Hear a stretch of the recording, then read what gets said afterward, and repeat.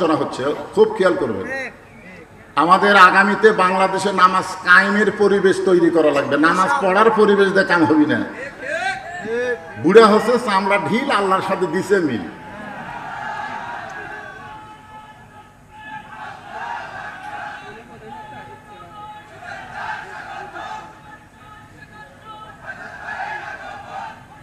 তোমার সাথে বলা যাবে না, বলতে হবে আল্লাহ আছে তোমার সাথে। জোরে কার কথা ঠিক কিনা? এ কথা কন না কেন? ফয়সাল তুমি এগিয়ে চলো, কে আছে তোমার সাথে? আরো জোরে বলুন। এটা দুনিয়াবি স্লোগান। নেতা তুমি এগিয়ে চলো, আমরা আছি তোমার সাথে। তারেক জিয়া জেলখানায় এক চামচার মিছিল নাই। জোরে কার কথা ঠিক কিনা? এগুলো ভুয়া মিছিল, ইসলামে চলবে না। হ্যাঁ,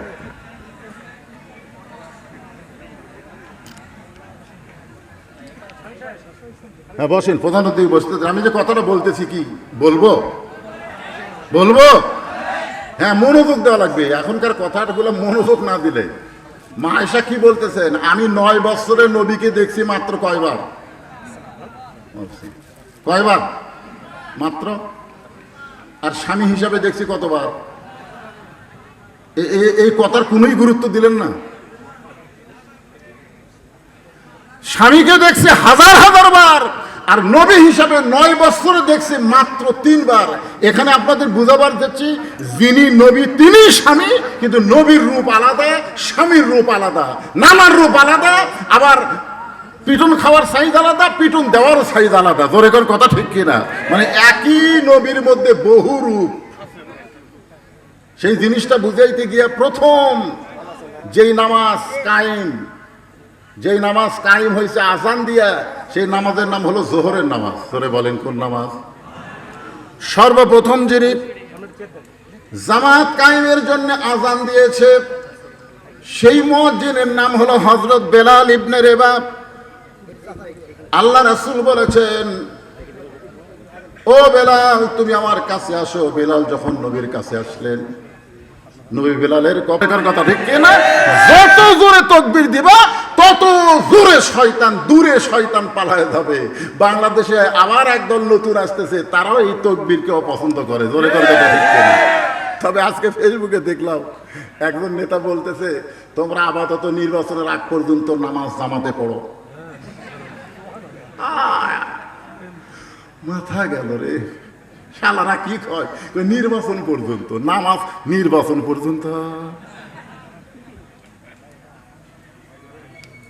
এটা বলার পিছনে কারণ হলো যে মসজিদের ইমাম কি তালকিন দেয়, তালকিনটা ধরার জন্য। কি তালিম দেয়? এই তালিমটা ধরার জন্য। ভাই, যখনই তুমি জামাতে নামাজ পড়তে আসবা, নামাজ পড়তে পড়তে ইন্না সালাতা তানহা আনিল ফাহশাই ওয়াল মুনকার, তোমার ভিতর থেকে যাবতীয় বাতিলকে আল্লাহ দূর করে দিয়ে ইমাম দিয়ে তোমার আত্মা ভরপুর করে দিবে। ওই নেতার কথা মতোই তোমরা জামাতে আসো। জামাত জোরে গান কোথায় আসো? এই আরো জোরে গান কোথায় আসো? জামাতে। আমরা চাই জামাত আগামীতে সরকার গঠন করবে। জামাতে আসো। কি ওরাই বলতেছে জামাতে আসো। নির্বাচন পর্যন্ত পড়তে পড়তে দেখবেন ওই যায় একবার নামাজ ধরে, যেভাবেই হোক। আমরা ছোটবেলায় ওয়া শুনতাম যে এক বাচ্চাকে মা বলতো, তুমি যদি নামাজ পড়ো, নামাজ পড়ার পরে শেষদার ওখানে কাপড় টান দিবে, মিষ্টি পাবে। তুই নামাজ পড়ে মিষ্টি খাওয়ার জন্য, বুঝছেন? ওই নামাজ পড়ার পরে জায় নামাজ টান দেয়, জায় নামাজের তলে মিষ্টি পায়।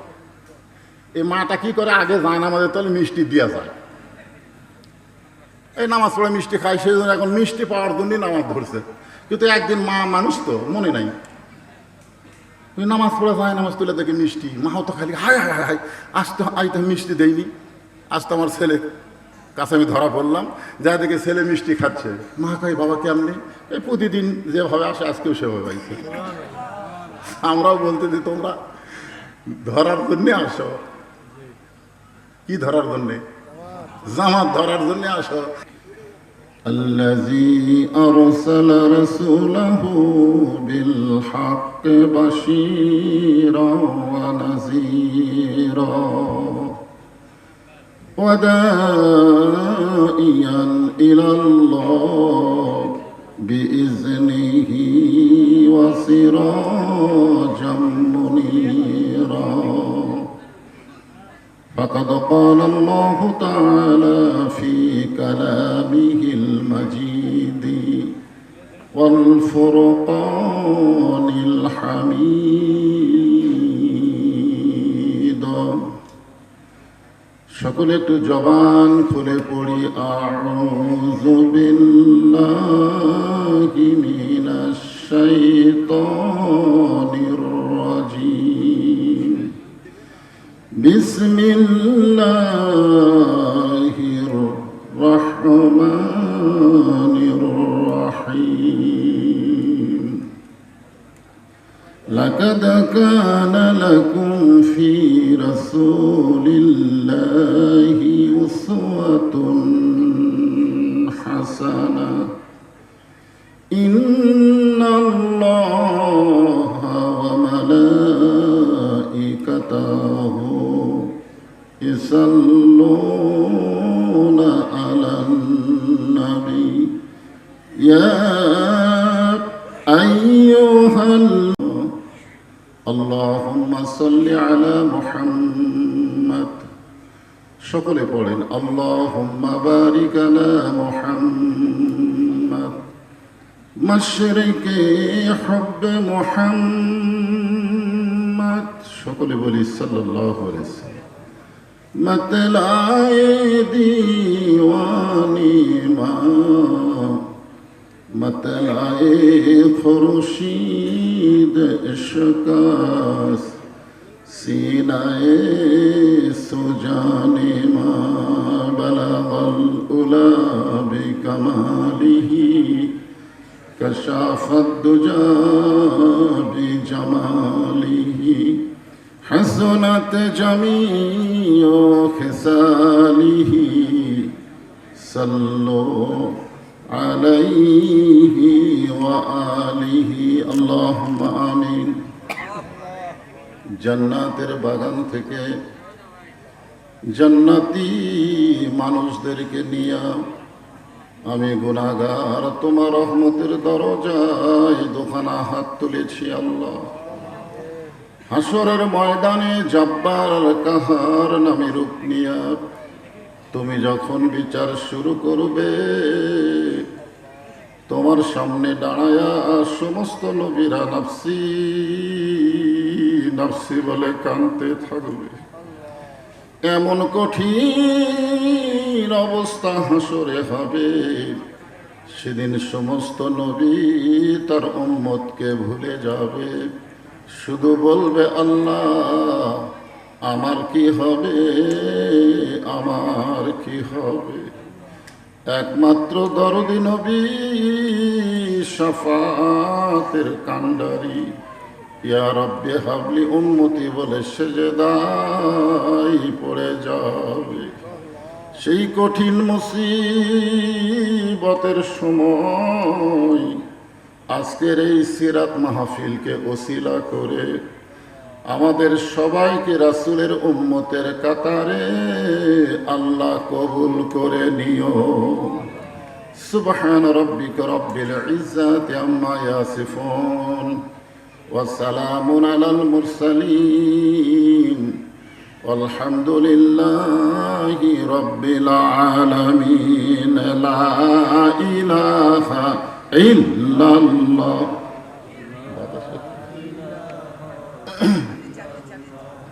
لا إله إلا الله لا إله إلا الله لا إله إلا الله لا إله إلا الله সব চাইতে দামি আল্লাহ রাসূল বলেছেন কোন ব্যক্তি যদি সারা জীবন পাপ করে আর মৃত্যুর সময় এই কলেমা যেটার জিকির করতেছেন এই কলেমা যদি জবানে জারি থাকে শুধু জবানে কলেমা জারি থাকার কারণে আল্লাহ তার জীবনের সব গুনাহ মাফ করে দেয় এই জন্য হাদিসে বলা হয়েছে আফজালুজ জিকির লা ইলাহা ইল্লাল্লাহ সকলেই জবান থেকে মহব্বতে লা ইলাহা ইল্লাল্লাহ লা ইলাহা মরণের কালে বুঝিতে পারিবা, কবরে গেলে বুঝিতে পারিবা, এই কলে মার কত গুণ। লা ইলাহা ইল্লাল্লাহু বলরে মুমিনগণ, লা ইলাহা ইল্লাল্লাহ, লা ইলাহা ইল্লাল্লাহু মুহাম্মাদুর রাসূলুল্লাহ। রাসূলের মহব্বত। জিকির করলাম আল্লাহর ইবাদত, সুবহানাল্লাহ বলো। কি হয়েছে?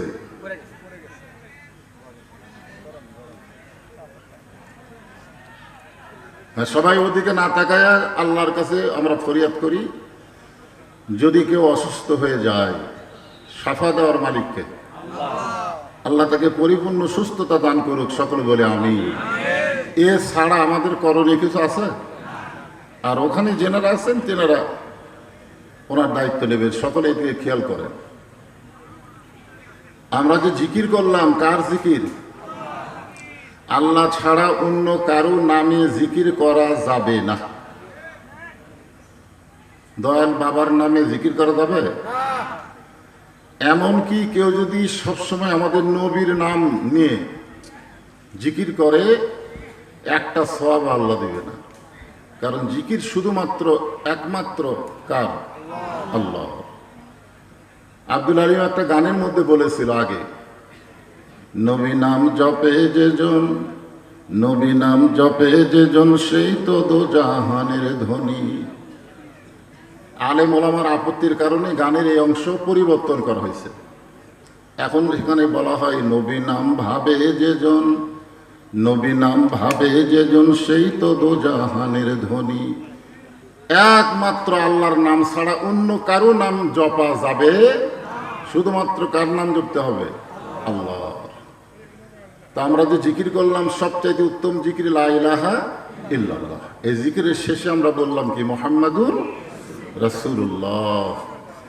আমরা যখন মুহাম্মদ রাসূলুল্লাহ বললাম, সঙ্গে সঙ্গে আমাদের উপর ওয়াজিব হয়ে গেল রাসূলের প্রতি দরুদ শরীফ পেশ করা, সাল্লাল্লাহু আলাইহি ওয়াসাল্লাম। এই দরুদ পড়াকে বলা হয় মুহাব্বত। জিকির করা হচ্ছে ইবাদত, দরুদ পড়া হচ্ছে মুহাব্বত।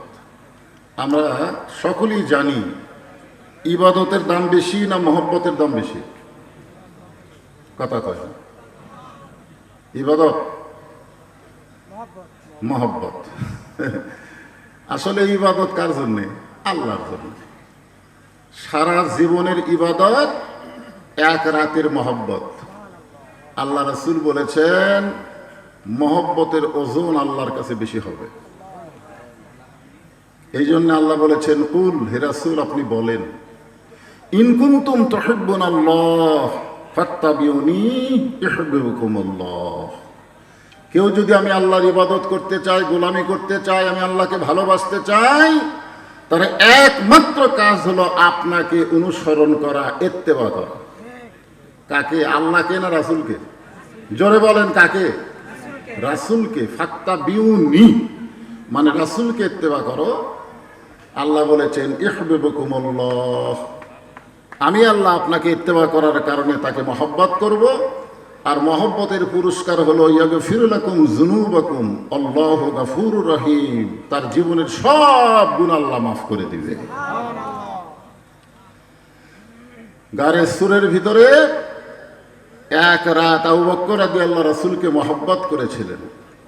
সেই মহব্বতের কারণ রাসূল বলেছেন ইবাদতের চাইতে ওজন বেশি। আমরা রাসূলের নাম শুনে মহব্বতে দরুদ পড়লাম। এখানে একদল ফেরেশতা আছে, যেই পড়েছেন সাল্লাল্লাহু আলাইহি সাল্লাম বলা মাত্রই ওই ফেরেশতার আপনাদের জোগাড় পড়াই নাই, সঙ্গে সঙ্গে রাসূলের রওজা মোবারকে হাজির হয়ে আপনাদের নাম নিয়ে রাসূলের দরবারে আপনাদের নামে নামে দরুদ এবং সালাম পৌঁছায় দিচ্ছে। জোরে কান সুবহানাল্লাহ।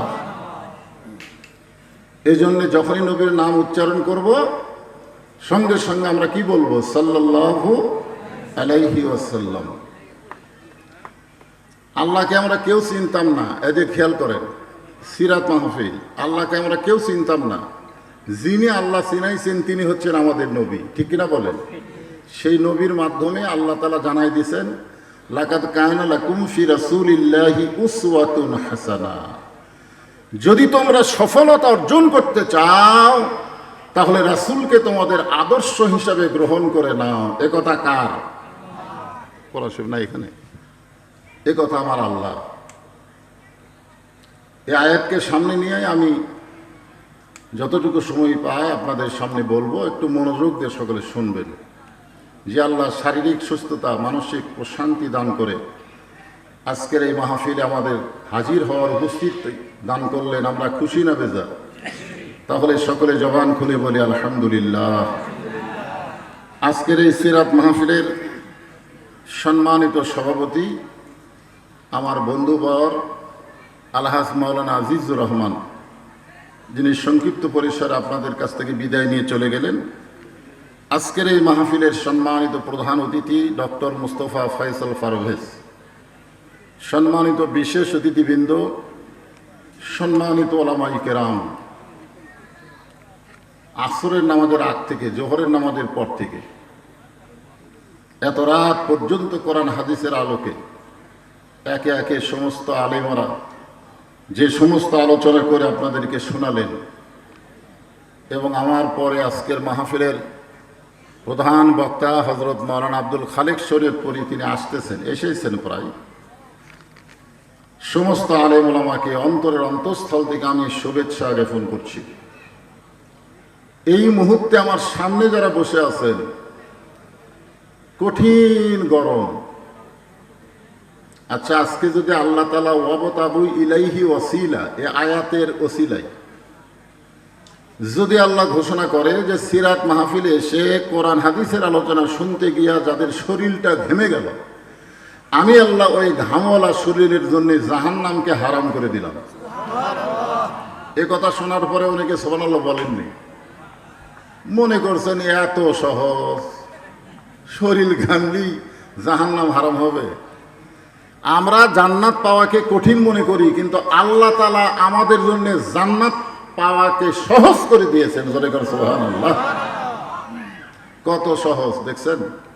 আল্লাহ কোরআনে বলেন, ফাদখুলি ফি ইবাদি ওয়াদখুলি জান্নাতি।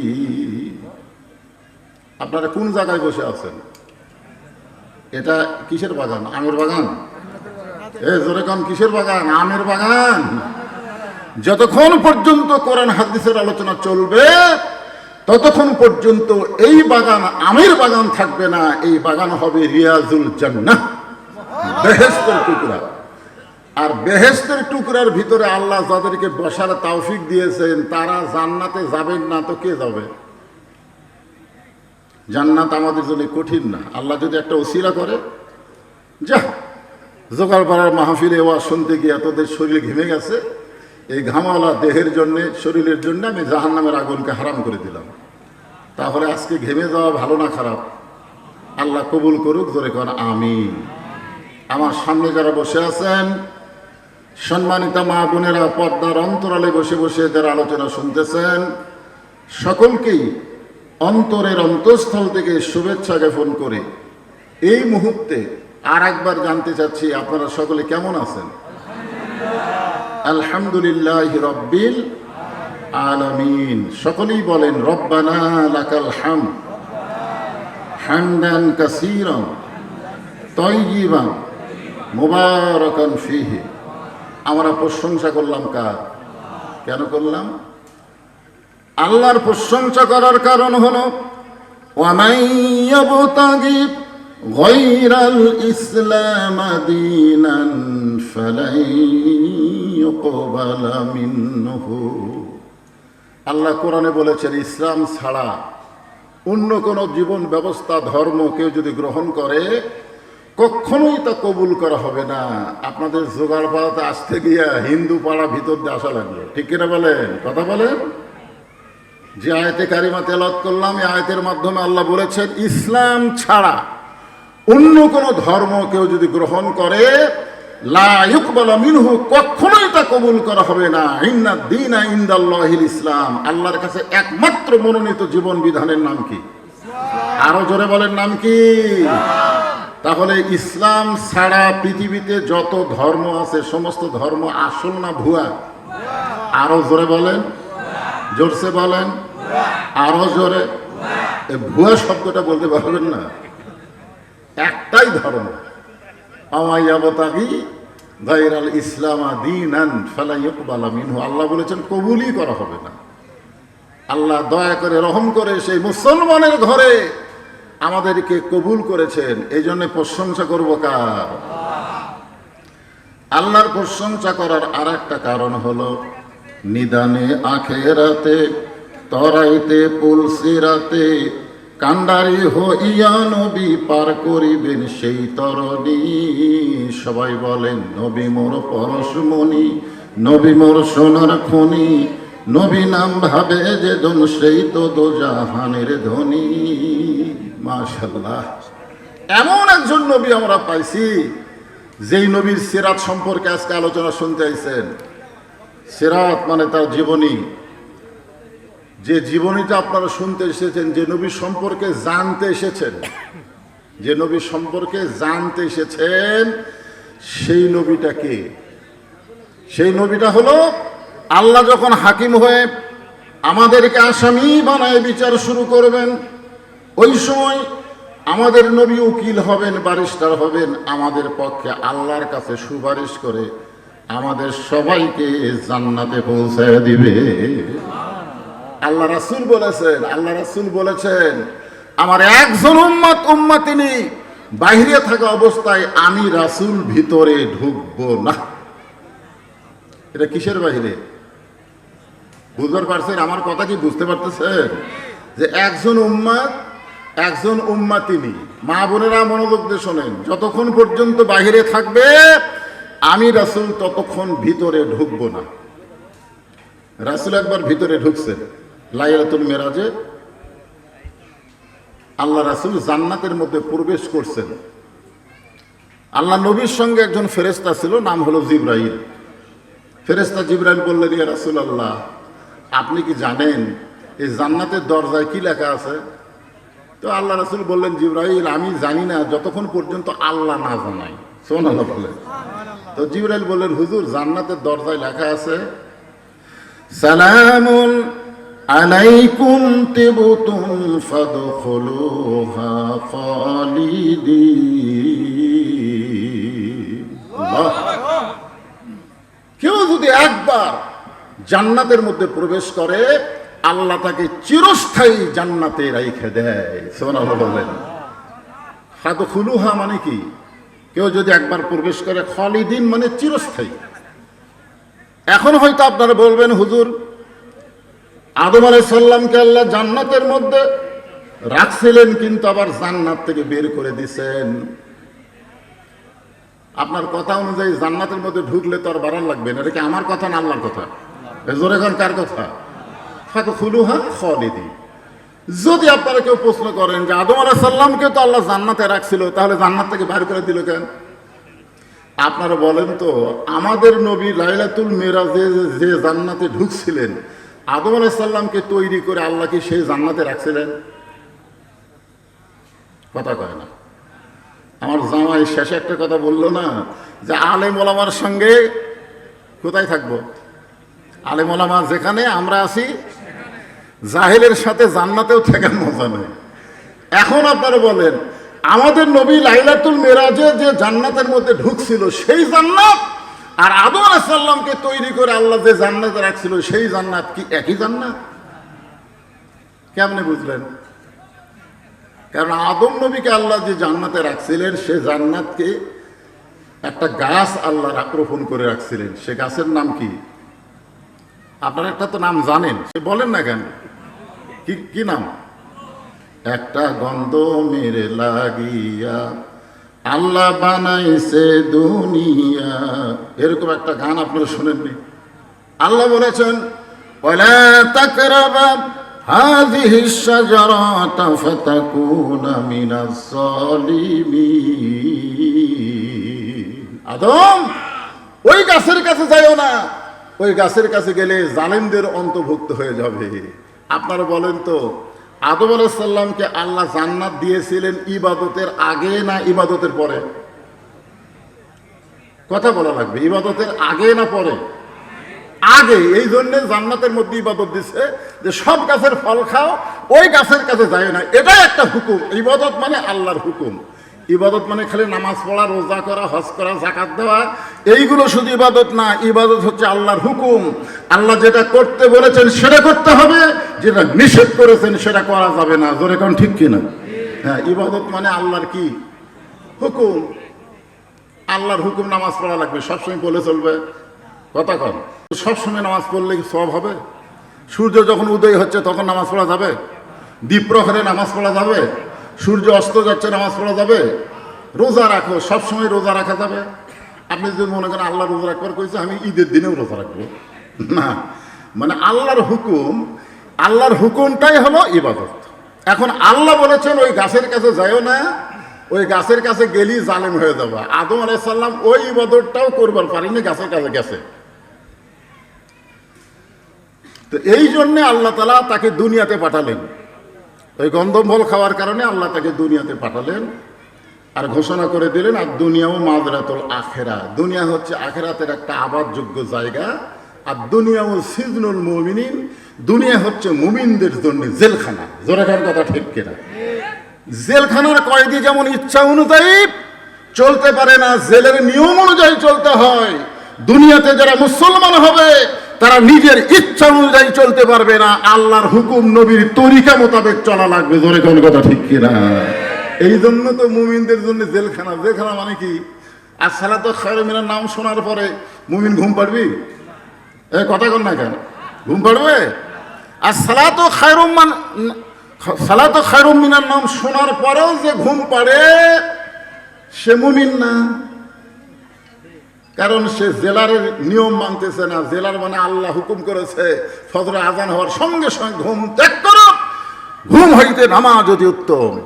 আপনি যখনই নামাজ পড়তে যাচ্ছেন তখনই ফেরেশতারা বলতেছে আল্লাহ কি মজার ঘুম, সারা রাতের মধ্যে ফজরে আজানের সময় ঘুমের মজাই আলাদা।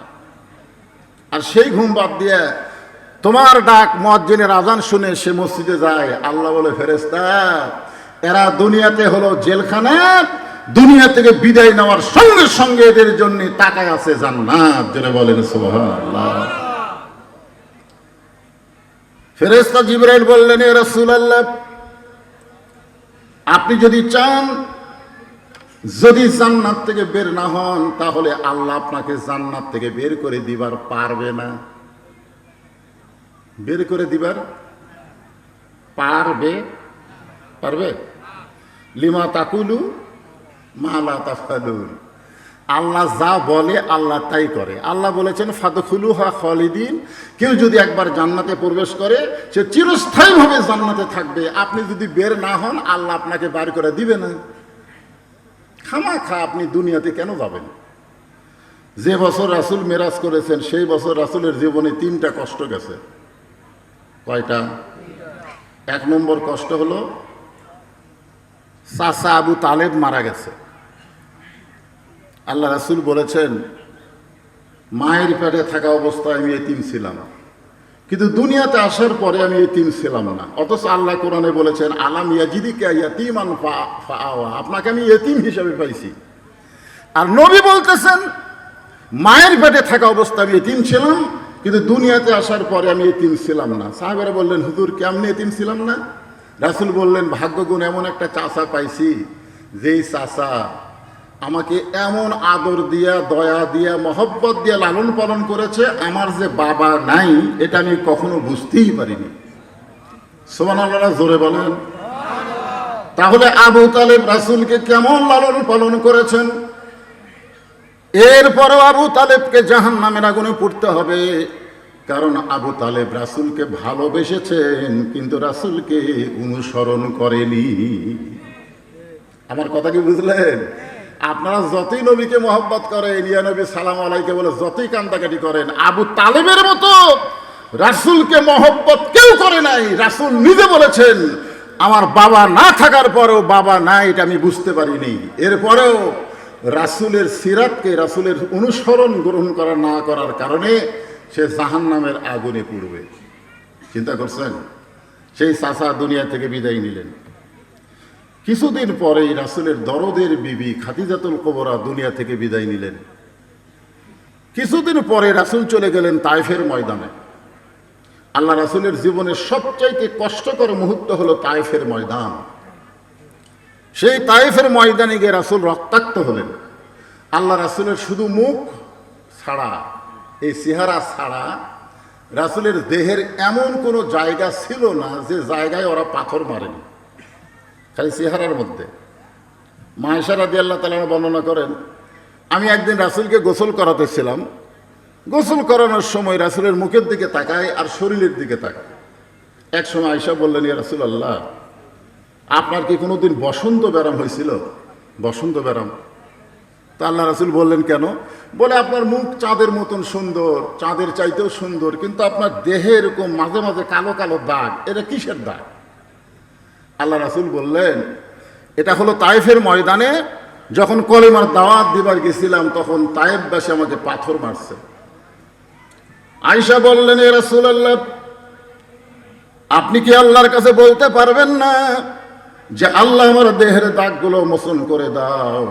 এই কালো কালো দাগ আমার আর ভালো লাগতেছে না। রাসূল বলে, আয়েশা রে, আল্লাহ লাইলাতুল মিরাজ আমাকে বলেছিল আপনার দেহের সমস্ত দাগকে আমি মোচন করে দিব। রাসূল বললেন, ওগো আল্লাহ, এই দাগগুলো কিয়ামত পর্যন্ত আমার দেহের মধ্যে রাখতে হবে। এই পাথরের দাগের ওসিলায় আমি গুনাহগার উম্মত সহ জান্নাতে যাবার চাই। সঙ্গে সঙ্গে আয়েশা দোয়া করলেন, আল্লাহ, বিশ্ব নবী কলেমার দাওয়াত দিতে গিয়ে যদি পাথরের আঘাত খায়, যারা নবীর উম্মত হবে তারা কোনোদিন বাতিলের সঙ্গে আপোষ করবে না, দরকার হলে নবীর মতো তারাও আঘাত প্রাপ্ত হবে। আজকে নবী আনা কাম করে কত বছর? 40 বছর। পাঞ্জাবি খুলতো, পাঞ্জাবি খুলে দেখে তেল তেলা, তো তেল তেলা গাও দাগ নাই। নবী আনা কাম করো, নবী পিটন খায়। একমাত্র সুলাইমান আর আদম নবী ছাড়া সমস্ত নবী বাতিলের দ্বারা আঘাত প্রাপ্ত হয়েছে। প্রত্যেকটা নবীকে বাতিলের আঘাত করছে। আজকে যারা বলে আমরা নবীর কাম করি, কিন্তু বাতিল তাদের কিছুই বলে না, বুঝবেন এটা নবীর কাম না, এটা তলে তলে শয়তানের সঙ্গে আঘাত করার কাম। বুঝতে হবে। জিবরাইল বললেন, ইয়া রাসূলুল্লাহ, কত কষ্ট আপনার দুনিয়ায়। চাচা মারা গেল, দরদের বিবি খাদিজা মারা গেল, তায়েফের ময়দানে রক্তাক্ত হলেন, আপনি জান্নাতের মধ্যে ঢুকছেন লাইলাতুল মিরাজে, আর বের হন না, আর ওই খামাকা দুনিয়াতে আপনি যান না। সঙ্গে সঙ্গে নবী এত রাগ করলেন, চিৎকার দিয়ে বললেন, জিবরাইল, যেই কথা একবার বলেছো এই কথা তুমি আর দ্বিতীয়বার বলতে পারবা না। সুবহানাল্লাহ বলেন। আপনারা বলেন তো, জিবরাইল কি নবীর পক্ষে বলতেছে না বিপক্ষে বলতেছে? কথা কয় না, পক্ষে না বিপক্ষে? পক্ষে বলতেছে। অথচ নবী রাগ করে বললেন, জিবরাইল, যেই কথা একবার বলেছো এ কথা আর দ্বিতীয়বার বলো না। আমি নবী আমার জন্য না, আমি নবী হলাম আমার উম্মতের জন্যে। হযরত বেলাল বললেন, ইয়া রাসূলুল্লাহ, আমরা যখন দুনিয়া থেকে কবরে যাব তখন মুনকির নাকির আমাদেরকে 3টা প্রশ্ন করবে। আপনি যখন কবরে যাবেন তখন আপনাকে কয়টা প্রশ্ন করবে? আমি কি উত্তর দিছি? তো না দিতি 3টা কে গেল?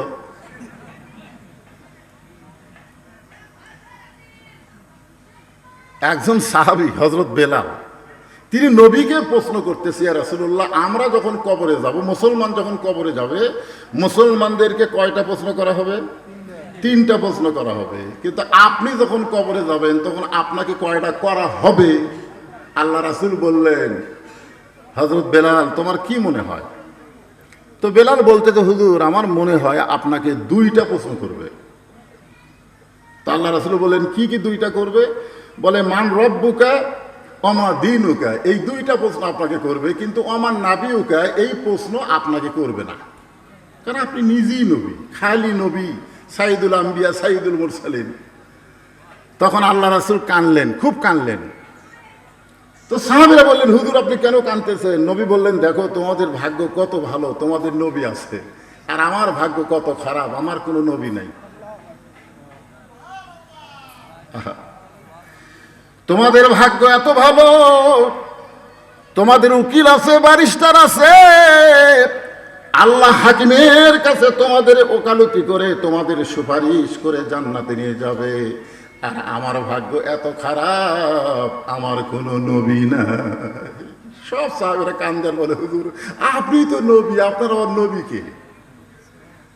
রাসূল একটা মারাত্মক কথা বললেন সিরাতে রাসূলের দিনে, সিরাত সম্মেলনের দিনে। শোনেন, আল্লাহ রাসূল বললেন, যারা মৃত্যুবরণ করবে তারা কবরে গেলে তাদেরকে মুনকির নাকির তিনটা প্রশ্ন করবে, আর যে মৃত্যুবরণ করবে না তাকে কোনো প্রশ্ন করা হবে না। এ কথার দ্বারা রাসূল বুঝালেন আমাদের নবী মরা নবী না, আমাদের নবী হলেন হায়াতুন নবী। জোরে বলেন কথা ঠিক কিনা? খালি সিরাত শুনলে হবে না, নবী সম্পর্কে একটু জানা লাগবে। না জানলে মানবেন কেমনে? আল্লাহ রাসূল দুনিয়া থেকে বিদায় নেওয়ার পরে নবী দুনিয়া থেকে মরার কথা জান জীবনে কেউ বলেন না। নবী মরে গেছেন এ কথা যেন কোনোদিনও বলেন না, বলবেন ইন্তেকাল করছে, বিদায় নিয়েছে। নবীর শান বুঝতে হবে, মর্যাদা বুঝতে হবে। জোরেগণ ঠিক কিনা? আপনি নবী না বুঝলে আল্লাহ কি বুঝবেন? আল্লাহরে বুঝতে গেলে তো নবী আগে বোঝা লাগবে, নবীটা কে। তো আল্লাহ রাসূল দুনিয়া থেকে যখন বিদায় নিলেন তখন কতকগুলো মহিলা উম্মাহাতুল মুমিনিন 6 লক্ষ হাদিসের হাফেজা মা আয়েশার সাথে দেখা করলেন। নবী যখন দুনিয়া থেকে বিদায় নিলেন তখন কতকগুলো মহিলা, এই মায়েরা যারা পর্দার অন্তরে আছেন মনোযোগ দিয়ে শোনেন, কতকগুলো মহিলা এসে মা আয়েশার কাছে সাক্ষাৎ করলেন। মহিলারা বলতেছেন, মা আমরা নবী সম্পর্কে আপনার কাছে জানতে চাই।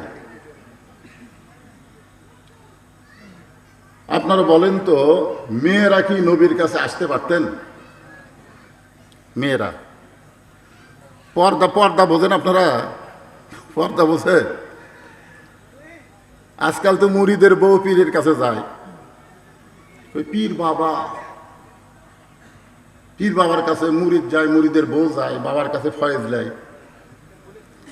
অথচ ইয়াসার রাদিয়াল্লাহু ইসলাম গ্রহণ করার পরে তিনি যখন বাড়িতে গেলেন, বাড়িতে যাওয়ার পরে তার বিবি সুমাইয়া বললেন, ওগো স্বামী আপনার চেহারার মধ্যে নূর জ্বলতেছে, আলো জ্বলতেছে, কারণ কি? ইয়াসার বললেন, আমি ঈমান গ্রহণ করছি, ঈমানের নূর আমার চেহারার মধ্যে আল্লাহ প্রকাশ করে দিয়েছে। বিবি সুমাইয়া বলতেছে, তাহলে আমিও ঈমান গ্রহণ করব। ইয়াসার রাদিয়াল্লাহু দৌড়ে এসে রাসূলকে বললেন, নবী গো আমি তো ঈমান গ্রহণ করছি, আমার বউটাও ঈমান গ্রহণ করতে চাই, আমি কি আমার বউ আপনার কাছে নিয়ে আসবো? তখন আল্লাহ রাসূল বললেন, বাল্লিগু আন্নী ওয়ালাউ আয়া, তুমি যে ঈমান গ্রহণ করেছো সেই ঈমানের দাওয়াত তোমার বউয়ের কাছে দাও, তোমার বউকে আমার কাছে আনা লাগবে না। নবীর কাছে ইয়াসারের বউ আসলে নবীর কিছু হতো না, কিন্তু এইটা বর্তমান ভণ্ডপীর দলিল নিত, যদি সাহাবীর বউ নবীর কাছে আসতে পারে তাহলে মুরিদের বউ আমার কাছে আসতে পারবে না কেন? জোরে কোন কথা ঠিক কিনা? কারণ লাকাদ কানা লাকুম ফি রাসূলিল্লাহি উসওয়াতুন হাসানা, যদি সফলতা অর্জন করতে চাও নবীর আদর্শকে গ্রহণ করতে হবে। নবীর বিবি ছাড়া নবী অন্য কোনো মহিলার সঙ্গে পর্দাহীন ভাবে দেখা করে নাই। জোরে কোন সুবহানাল্লাহ। এখন মেয়েরা বলতেছে, মা আল্লাহ নবী সম্পর্কে আমরা একটু জানতে চাই। আয়েশা বললেন, মেয়েরা তোমরা নবী সম্পর্কে আমার কাছে জানতে আইছো, এখন আমি তোমাদের সামনে বলতেছি, তোমরা নবী সম্পর্কে শুনবে না আমার স্বামী সম্পর্কে শুনবে? একটু মনোযোগ দিবেন। তোমরা নবী সম্পর্কে জানবে না আমার স্বামী সম্পর্কে শুনবে? তো মেয়েরা বলতেছে, মা আল্লাহর নবীও যিনি উনি তো আপনার স্বামী। আয়েশা বলতেছে, 6 বছর বয়সে নবীর সঙ্গে আমার বিয়ে হয়েছে। একটু মনোযোগ দিয়ে শোনেন, কয় বছর? 6 বছর বয়সে বিয়ে হয়েছে। আর 9 বছর বয়সে আমি নবীর ঘরে আইছি। কয় বছর বয়সে নবীর ঘরে আইছে? 9 বছর। আর 18 বছর বয়সে নবী দুনিয়া থেকে চলে গেছে। তাহলে মা আয়েশার সঙ্গে নবী কয় বছর ছিলেন? একটু হিসাব করেন। দেখেন নবীর উম্মত গরমের মধ্যে কি বিরক্ত লাগতেছে? একটু হিসাব করেন। 6 বছর বয়সে বিয়ে হয়েছে, 9 বছরে নবীর সংসার আইছে, 18 বছরে নবী দুনিয়া থেকে বিদায় হয়ে গেছে। তাহলে মাঝখানে 9 বছর। মা আয়েশা বললেন, এই 9 বছরে আমি নবী কি দেখেছি মাত্র 3 বার, আর আমার স্বামীকে দেখেছি আমি হাজার হাজার বার। এখন তোমরা কি নবী সম্পর্কে শুনবে না স্বামী সম্পর্কে শুনবে? আপনাদের কি ধারণা আমাদের নবী কি অতি মানব? এই না আমাদের মতোই? অনেকে বলে আমরাও যা নবী হতে, আমরাও যা নবী হতে। এক বক্তা ওয়াজ করতে বলতেছে আমরা মাটির তৈরি, নবীও মাটির তৈরি। তখন সাইড থেকে একজন বলতেছে তাহলে আমরা যা নবীও তাই রে। 4 সূরজ গ্রহ তারা তারি নূরের ইশারা, নইলে যে অন্ধকারে ডুবিত এই ধরণী। সবাই বলেন নবী মোর পরশমণি, নবী মোর সোনার খনি, নবী নাম ভাবে যেজন সেই তো দোজাহানের ধনী। নবী যখন স্বামী ছিলেন, পৃথিবীর শ্রেষ্ঠ স্বামী ছিলেন। আমরা যতই স্বামী হই না কেন, আমার নবীর মতো ভালো স্বামী পৃথিবীর কে হতে পারে নাই। আল্লাহ নবী যখন নবী ছিলেন, পৃথিবীর শ্রেষ্ঠ নবী ছিলেন। নবী যখন বদরের জিহাদে যাচ্ছেন, পৃথিবীর শ্রেষ্ঠ সেনাপতি। আল্লাহ নবী যখন না খেয়েছিলেন, নবীর মতন না খেয়ে কেউ থাকে নাই। ক্ষুধার জ্বালায় নবী পেটে পাথর বাঁধছেন। আল্লাহ নবী যখন অত্যাচার সহ্য করেছেন, নবীর মতন অত্যাচার সহ্য কেউ করে নাই। আমার আল্লাহর নবী যখন নানা হয়েছেন, নবীর মতন শ্রেষ্ঠ নানা এই দুনিয়াতে কেউ হবার পারে নাই। আবার নবী যখন শ্বশুর হয়েছেন, ওসমান রাদিয়াল্লাহু বলেন দুনিয়ার কে কেমন শ্বশুর পাইছো জানি না, কিন্তু আমি এমন একজন শ্বশুর পাইছি তার মতন ভালো শ্বশুর এই দুনিয়াতে আর কারো নাই। জোরে কান সুবহানাল্লাহ। আপনি যেই দিকে যাবেন সেই দিকে আমাদের নবী শ্রেষ্ঠ। যার কারণে আল্লাহ বললেন ওগো রাসূল, মা আতাকুমুর রাসূলু ফাখুযুহু ওয়া মা নাহাকুম আনহু ফান্তাহু। আপনি যেইটা করবেন সেইটাই করা আপনার উম্মতের জন্য ফরজ হয়ে যাবে, আর আপনি যেইটা নিষেধ করবেন সেইটা তাদের জন্য হারাম হয়ে যাবে। এই মনোযোগ দিয়ে শোনেন, নবী যা করেছেন সেটা আমাদের জন্য করা কি ফরজ? জোরে কোন করা কি? মা আতাকুমুর রাসূলু ফাখুযুহু মানে তোমরা সেটা গ্রহণ করো, ওয়া মা নাহাকুম আনহু ফান্তাহু নবী যেটা নিষেধ করেছে সেটা তোমরা বর্জন করো।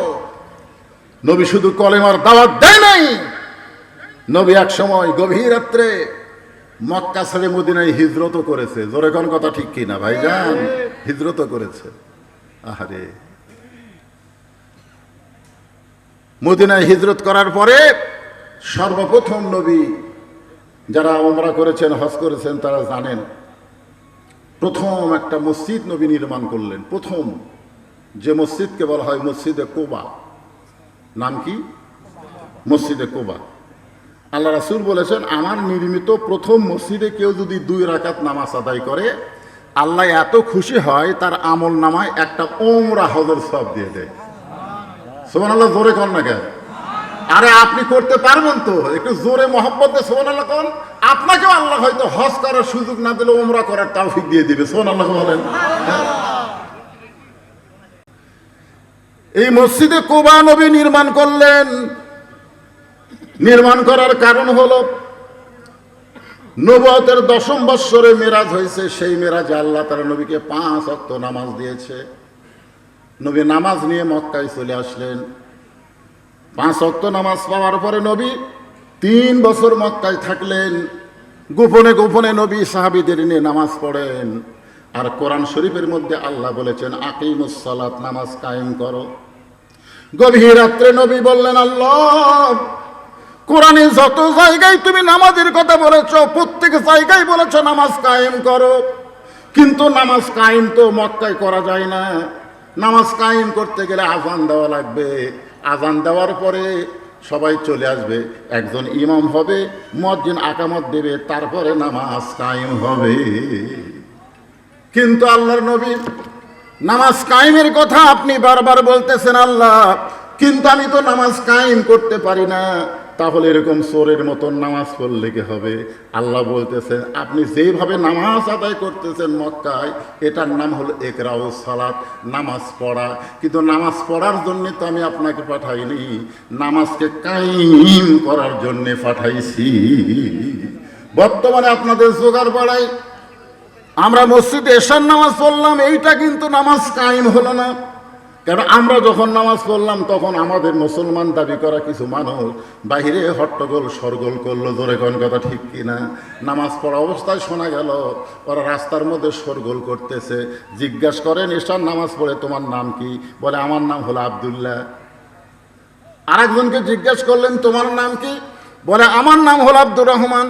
তোমার নাম আব্দুল্লাহ, আব্দুর রহমান, অথচ এশার নামাজ মসজিদে হয়ে গেল, তোমার খবর কি? বলে আমি মুসলমান আছি, কিন্তু আমি নামাজ পড়ি না। যতদিন পর্যন্ত বাংলার জমিনে নামাজ পড়া হবে, নামাজ কায়েম হবে না, ততদিন মক্কার ইসলাম হবে। আর মক্কার ইসলাম যে আকিমুদ্দিন, দিন কায়েম করা যাবে না। দিন কায়েম করতে গেলে নবীর সিরাতে মদিনার ইসলামকে গ্রহণ করা লাগবে।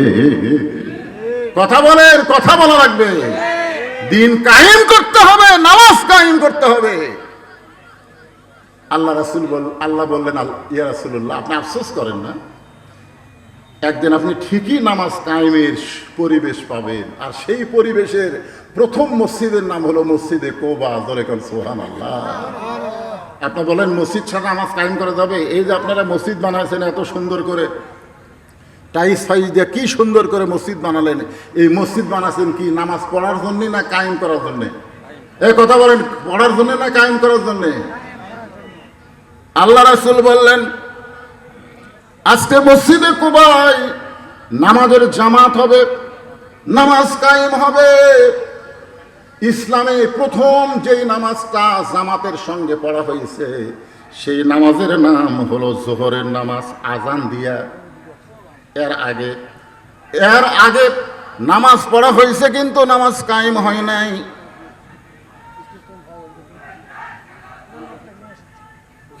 কি আসতেছে? আচ্ছা, প্রধান অতিথির আগমন, ফয়সাল পারভেজ সাহেবের আগমন, লিল্লাহি তাকবীর। এই তোমরা এখন তাকবীর বন্ধ করে দাও, প্রধান অতিথি টেজ নিয়ে আসো। গুরুত্বপূর্ণ আলোচনা হচ্ছে, খুব খেয়াল করবেন। আমাদের আগামীতে বাংলাদেশে নামাজ কায়েমের পরিবেশ তৈরি করা লাগবে, নামাজ পড়ার পরিবেশ দিয়ে কাম হবি না। বুড়া হচ্ছে চামড়া ঢিল, আল্লাহর সাথে দিছে মিল।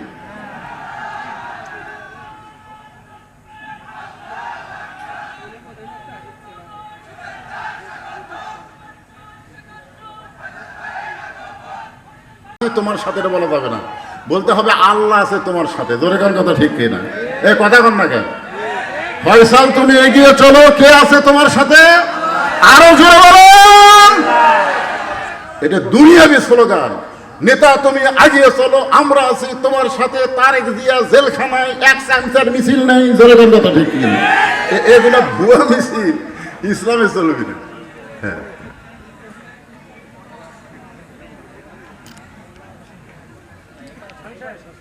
হ্যাঁ বসেন, প্রধান অতিথি বসতে। আমি যে কথাটা বলতেছি কি বলবো? হ্যাঁ, মনোযোগ দেওয়া লাগবে। এখনকার কথাগুলো মনোযোগ না দিলে। মা আয়েশা কি বলতেছেন? আমি 9 বছরে নবীকে দেখছি মাত্র কয়বার? মাত্র। আর স্বামী হিসাবে দেখছি কতবার? এই কথার কোনোই গুরুত্ব দিলেন না। স্বামীকে দেখছি হাজার বার, আর নবী হিসাবে 9 বছরে দেখছি মাত্র 3 বার। এখানে আপনাদের বুঝাবার দিচ্ছি, যিনি নবী তিনি স্বামী, কিন্তু নবীর রূপ আলাদা, স্বামীর রূপ আলাদা, নানার রূপ আলাদা, আবার পিটন খাওয়ার সাইজ আলাদা, পিটন দেওয়ার সাইজ আলাদা। জোরে কোন কথা ঠিক কিনা? মানে একই নবীর মধ্যে বহু রূপ। সেই জিনিসটা বুঝাইতে গিয়া প্রথম যেই নামাজ কায়েম হয়েছে আজান দিয়া, সেই নামাজের নাম হলো জোহরের নামাজ। ধরে বলেন কোন নামাজ? সর্বপ্রথম যিনি জামাত কায়েমের জন্য আজান দিয়েছে সেই মুয়াজ্জিনের নাম হলো হযরত বেলাল ইবনে রেবাব। আল্লাহ রাসূল বলেছেন, ও বেলাল তুমি আমার কাছে আসো। বেলাল যখন নবীর কাছে আসলেন, নবী বেলালের কপালে একটা চুমা দিয়ে বললেন, বেলাল তুমি কি জানো হাসরের ময়দানে তোমার মাথা আমার মাথার উপরে থাকবে?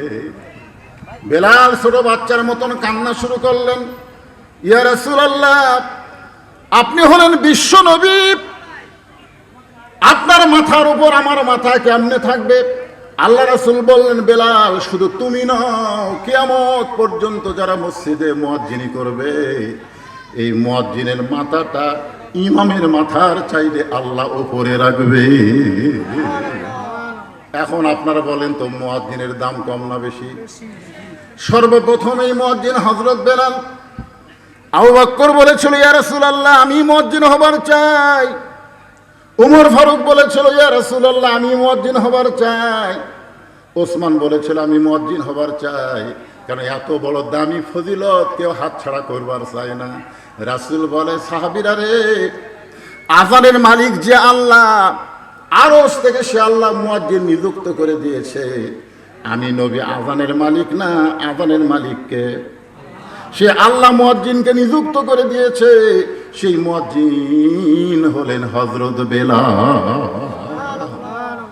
সমস্ত সাহাবী বেলালকে আঁকড়ে ধরে বলে, বেলাল তোমার মধ্যে এমন কি যোগ্যতা আছে যেই যোগ্যতার কারণে আল্লাহ তাআলা তোমাকে মুয়াজ্জিনের মতন বিশাল একটা পদ দিয়েছে? বেলাল বলতেছে, আমি জানি না, আল্লাহ রাসূলই বলতে পারবেন। কারণ আল্লাহ রাসূলকে জানান, রাসূলের কাছে তোমরা শোনো।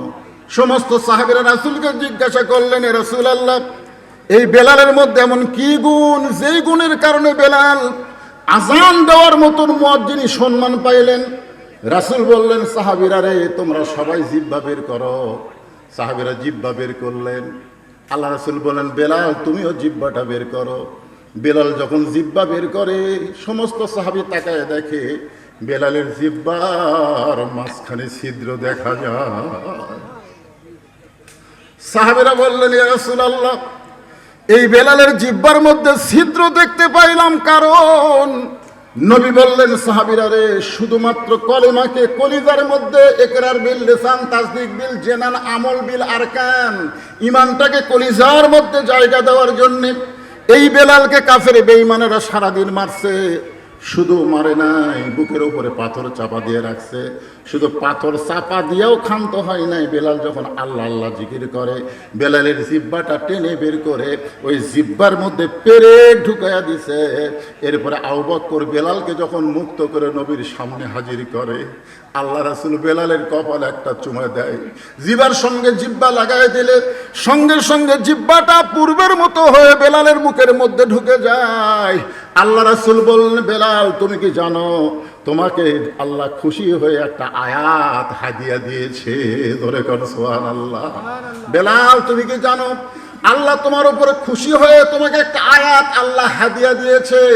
ইন্নাল্লাযীনা ক্বালু রাব্বুনাল্লাহু সুম্মা ইসতাকামু তাতানাজ্জালু আলাইহিমুল মালাঈকা আল্লা তাখাফু ওয়া লা তাহজানু ওয়া আবশিরু বিল জান্নাতিল্লাতী কুনতুম তুআদুন। আল্লাহু আকবার। বেলাল তুমি শুনলে খুশি হবে, তোমার কোনো ভয় নাই, তোমার কোনো চিন্তা নাই। এই দুনিয়াতে আল্লাহ তোমাকে বেহেশতের সুসংবাদ দিয়ে দিছে। এরপরও বেলাল কাঁদতেছে। রাসূল বলে, বেলাল আল্লাহ তোমাকে জান্নাতের সুসংবাদ দিলে এরপরও তুমি কেন কাঁদতেছো? বেলাল বলে, ইয়া রাসূলুল্লাহ আমি আল্লাহু আকবার আল্লাহ সবচাইতে বড়। সে আল্লাহকে ঈমান গ্রহণ করে চোরের মতন আমাকে সারাদিন ওরা মারলো, আমি জবান খুলে চিৎকার করে বলতে পারি নাই, শুধু জবানে আল্লাহ আল্লাহ বলেছি, জোরে বলি নাই। আমার জিহ্বা টেনে ওরা ছিদ্র করে দিয়েছে। আমার আল্লাহ বড়, এই কথাটাকে কোনোদিন জোরে বলা যাবে না। রাসূল বলে, বেলাল রে, বর্তমানে মক্কায় সেই পরিবেশ নাই, যেদিন পরিবেশ হবে সেই দিন সর্বপ্রথম তোমাকেই জোরে আল্লাহু আকবার বলার হুকুম দেওয়া হবে। হাসিনার সময় আমরা সেই পরিবেশ পাচ্ছিলাম না, জোরে কোন কথা কন না কেন? কিন্তু এখন 5ই আগস্টের পরে, হাসিনা পলানোর পরে সেই পরিবেশ আছে না নাই? একটু জোরে দেওয়া লাগবে, দেখি কে কত জোরে পারেন। লিল্লাহি তাকবীর। আসো আসো, আগে তকবির দিলেই দুই একজন সাইড থেকে স্লিপ দেয়, তকবির ছাড়া কি বাস নাই। কারণ ওই শালারা হলো শয়তান, ওরকে কলিজার মধ্যে শয়তান বসে আছে, তকবির দিলে খেলে ছটফট ছটফট করে। কারণ শয়তান সব সহ্য করতে পারে, আল্লাহু আকবার সহ্য করতে পারে না। জোরে কার কথা ঠিক কি না? যত জোরে তকবির দিবা তত জোরে শয়তান, দূরে শয়তান পালায় যাবে। বাংলাদেশে আবার একদল নতুন আসতেছে, তারাও এই তকবিরকে অপছন্দ করে। জোরে কার কথা ঠিক কি না? তবে আজকে ফেসবুকে দেখলাম একজন নেতা বলতেছে, তোমরা আপাতত নির্বাচনের আগ পর্যন্ত নামাজ জামাতে পড়ো। মাথা গেল রে, শালারা কি কয়, নির্বাচন পর্যন্ত নামাজ, নির্বাচন পর্যন্ত। এটা বলার পিছনে কারণ হলো যে মসজিদের ইমাম কি তালকিন দেয়, তালকিনটা ধরার জন্য। কি তালিম দেয়, এই তালিমটা ধরার জন্যে ভাই, যখনই তুমি জামাতে নামাজ পড়তে আসবা, নামাজ পড়তে পড়তে ইন্নাস সালাতা তানহা আনিল ফাহশাই ওয়াল মুনকার, তোমার ভিতর থেকে যাবে তো বাতিলকে আল্লাহ দূর করে দিয়ে ইমাম দিয়ে তোমার আত্মা ভরপুর করে দিবে। ওই নেতার কথা মতোই তোমরা জামাতে আসো। জামাত জামাত, জোরে গান কোথায় আসো? এই আরো জোরে গান কোথায় আসো? জামাতে। আমরা চাই জামাত আগামীতে সরকার গঠন করবে। ঠিক জামাতে আসো, কি ওরাই বলতেছে জামাতে আসো। নির্বাচন পর্যন্ত পড়তে পড়তে দেখবেন ওই যায় একবার নামাজ ধরে, যেভাবেই হোক। আমরা ছোটবেলায় ওয়া শুনতাম, এক বাচ্চা কে মা বলতো, তুমি যদি নামাজ পড়ো, নামাজ পড়ার পরে শেষদার ওখানে কাপড় টান দিবে, মিষ্টি পাবে। তুই নামাজ পড়ে মিষ্টি খাওয়ার জন্যে, বুঝছেন? ওই নামাজ পড়ার পরে জায় নামাজ টান দেয়, জায় নামাজের তলে মিষ্টি পায়।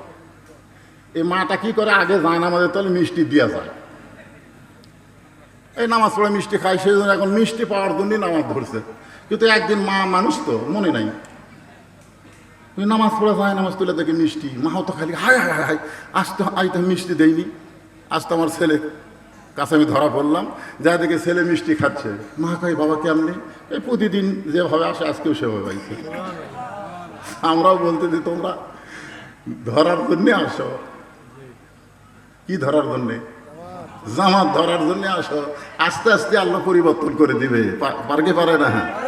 আল্লাহ বলেছেন, ফালিয়াবুদু রাব্বা হাযাল বাইত আল্লাযী আত'আমাহুম মিন জু'ইন ওয়া আমানাহুম মিন খাওফ।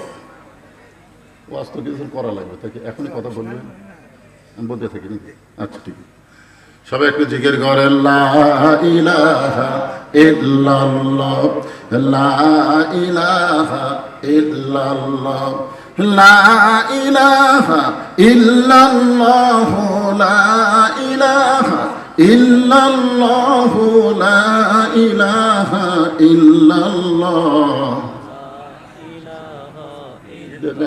সেটাই বললাম তো,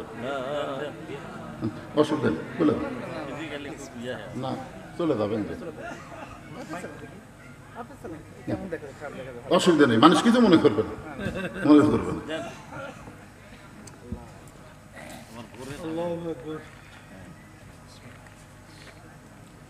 লিল্লাহে তাকবীর, লিল্লাহে তাকবীর, নারে তাকবীর। আলহামদুলিল্লাহ।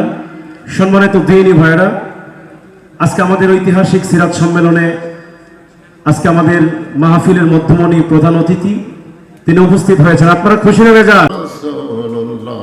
সাল্লাল্লাহু আলাইহি ওয়াসাল্লাম।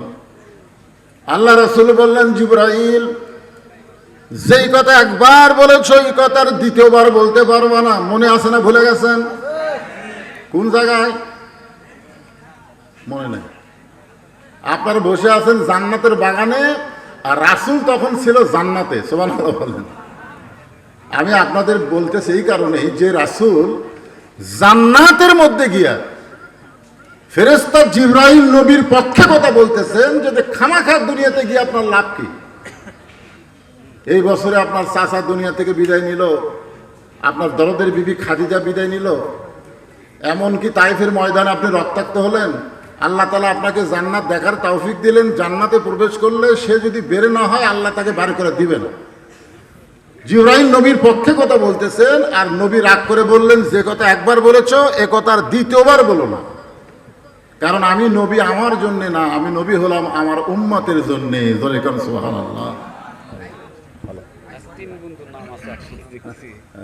আইবার রহমান, বদরুশি। আচ্ছা, আমরা একই সঙ্গে আমার বন্ধু আপনাদের ইউনিয়নের জামায়াত ইসলামের সম্মানিত আমির, আমার কিন্তু বন্ধু, একই সঙ্গে আমরা অনেক দিন ক্লাস করেছি। সেই ক্লাস 8 থেকে একেবারে ফাজিল পর্যন্ত একসঙ্গে লেখাপড়া করছি। আইজুর রহমান চলে গেল, সেও আমার ক্লাসমেট। এ যে আইব আলী একই। তাই বলতেছে আজকে 3 বন্ধুর নাম দেখলাম এক জায়গায়। মাশাআল্লাহ। তো কি বলতেছিলাম, যে আমি নবী আমার জন্য না, আমি নবী হলাম আমার উম্মতের জন্য। আমি সেই দিন, এই কথাটা মনে রাখেন, আমি সেই দিন জান্নাতে থাকার জন্য প্রবেশ করব, জান্নাতে থাকার জন্য। আমি সেই দিন, যেদিন আল্লাহ আমার সমস্ত উম্মতকে জান্নাত দিয়ে দিবে। এইদিকে তাকান আপনারা, খেয়াল করেন, যেই নবী নেতা জান্নাতে যায় আমাদের কথা বলেনি, এখন আপনারা কেমন নেতা নির্বাচন করবেন? যেই নেতা সংসদে গেলে আপনাদের কথা ভুলে যায়, জোগাড় ভাড়া এই জায়গাত আসার রাস্তাই নেই। আছে কি যে বেকায়দা আপনারা আছেন, একের কাহালো শেষ মুড়া, দুঃচাচারও শেষ মুড়া, মাঝখানে ব্রিজের ওই পার দুঃচাচা, এবার জোগাড় ভাড়া। তা আমি আপনাদের যেটা বুঝাবার চাচ্ছি, সিরাতের মাহফিলে সকলে একটু জবান খুলে বলবেন, আমার নেতা তোমার নেতা। হলো না, এটা মেম্বার মার্কা স্লোগান হলো। আমরা ইসলামী আন্দোলনের, ইসলামী দলের যারা আসে তারা নেতা না, তারা হলেন আমির, তারা হলেন আমির, ইমাম। ইমাম মানে কি? খেয়াল করেন, ইমাম মানে কি? কতক্ষণ পর্যন্ত? আপনার যে এশার নামাজ পড়লেন, এশার নামাজ ফরজ কয় রাকাত? জোরে বলেন, ফরজ কয় রাকাত? ইমাম সাহেব যদি 3 রাকাতে বসে, আপনারা কি ইমামকে ধরে থাকবেন না আল্লাহু আকবার লোকমা দেবেন? তো দুনিয়ার সমস্ত যারা ইমাম হবে তার রাসূলের তরিকা মোতাবেক ইমাম হওয়া লাগবে। জোরে কোন কথা ঠিক কিনা? নিজেই ইচ্ছা মতো ইমামতি করতে গেলে আমরা তাকে আর গ্রহণ করব না, লোকমা দিয়ে তাকে সাইজ করবো। জোরে কোন কথা ঠিক কিনা? আজকের মাহফিলের প্রধান মেহমানের আগমন, লিল্লাহে তাকবীর, আব্দুল খালেক শরীয়তপুরী সাহেবের আগমন, আমার ছোট ভাইয়ের আগমন। অনেক ওয়াজ করছে এক সময়, তখন 2 ভাই ওয়াজ করতাম একসঙ্গে, আবার শুয়ে শুয়ে গল্প করতাম। আল্লাহ তাকে অনেক উপরে নিয়ে গেছে। ওরা ফায়না এলাকা জিকরা, আল্লাহ আরো সম্মান দার করুক। জোরে কারণ আমিন। তো ভাইজান এসে গেছে, আমি এলাকার মানুষ। আমাকে মেহেদি বলছে যে সাসমিয়া, আপনি যখন একটু কথা বলা শেষ করবেন, তখন জনগণকে বলবেন তারা যেন এই মাহফিলের, এই সিরাত মাহফিলের খরচ বাবদ তারা যেন কিছু দান করে, তারা যেন কিছু হাদিয়া দেয়। তা আপনাদের কাছে যদি ব্যাগ যায়, রুমাল যায়, আপনারা 2-4 টাকা করে দিবেন না? দিবেন না? কারা কারা দিবেন না তারা হাত তোলেন। তার মানে আপনারা সবাই দিবেন, একটা লোকও নাই দিবেন না। আচ্ছা 10 টাকা 20 টাকা 50 টাকা 100 টাকা কারা কারা দিবেন তারা একটা হাত তোলেন তো দেখি, তারা একটা হাত তোলেন তো দেখি। মাশাআল্লাহ, ওই পিছন থেকে হাত ওঠে নাকি? 10 টাকাও দিবেন পারবেন না? মাশাআল্লাহ, আচ্ছা হাত নামা। এই যাও, ব্যাগ নিয়ে যাও, সবাই যাও। মাহফিলের সৌন্দর্য বজায় রাখবেন। অনেক দূর থেকে মেহমান এসেছেন, অনেক কষ্ট করে। এখন রাস্তাঘাটে চলা যে কি কষ্ট, মাঝে মধ্যে দেখবেন রাস্তা ক্লিয়ার আছে আবার জ্যাম।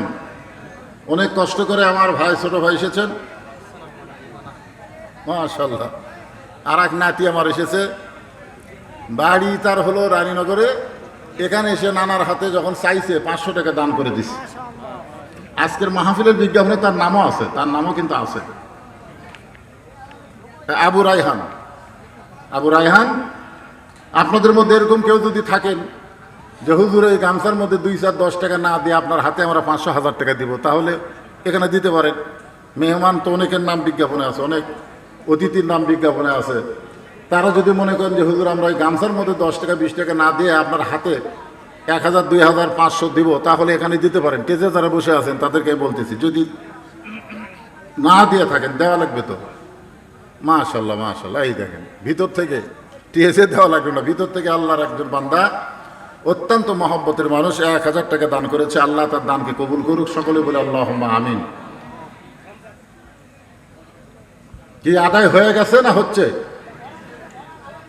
সবাই একটু জিকির করেন, লা ইলাহা ইল্লাল্লাহ, লা ইলাহা ইল্লাল্লাহ, লা ইলাহা, লা ইলাহা ইল্লাল্লাহ, মুহাম্মাদুর রাসূলুল্লাহ সাল্লাল্লাহু আলাইহি ওয়াসাল্লাম।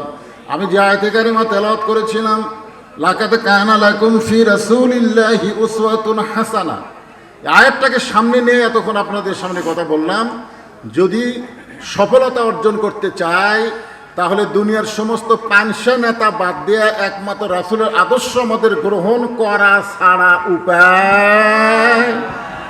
এই জন্য সকলে একটু আমার সঙ্গে বলেন, উপায় নাই রে, উপায় নাই রে, উপায় নাই, নবী বিনে অন্য কোন নেতা নাই। আমার নেতা তোমার নেতা আলহামদুলিল্লাহ। যতটুকু বললাম, বক্তা এবং শ্রোতা সকলকে আল্লাহ আমল করার তৌফিক দান করুক। এখন আপনাদের মাঝে আজকের মাহফিলের প্রধান আকর্ষণ, প্রধান বক্তা, প্রধান মেহমান আমার অনেক ছোট, আমাকে দেখে দেখে আওয়াজ শুরু করছিল। তো যাই হোক, আজকের মাহফিলে তো বড় আমার ছোট ভাই আলহাজ আব্দুল খালেক শরীয়তপুরী সাহেবকে মঞ্চ ছেড়ে দিয়ে আমি আপনাদের কাছ থেকে বিদায় নিচ্ছি। আবার দেখা হবে ইনশাল্লাহ আপনাদের ডিএস ফাজিল মাদ্রাসায়। ততদূর পর্যন্ত আল্লাহ তাআলা হায়াতে রাখুক। আসসালামু আলাইকুম ওয়া রাহমাতুল্লাহি ওয়া বারাকাতুহু। লিল্লাহি তাকবীর, নারে তাকবীর। আপনারা কি ঘুমিয়ে গেছেন? আলহামদুলিল্লাহ, আমাদের কাঙ্ক্ষিত মেহমান, আজকের মাহফিলে যিনি প্রধান বক্তা মাওলানা আব্দুল খালেক শরীয়তপুরী হুজুর আমাদের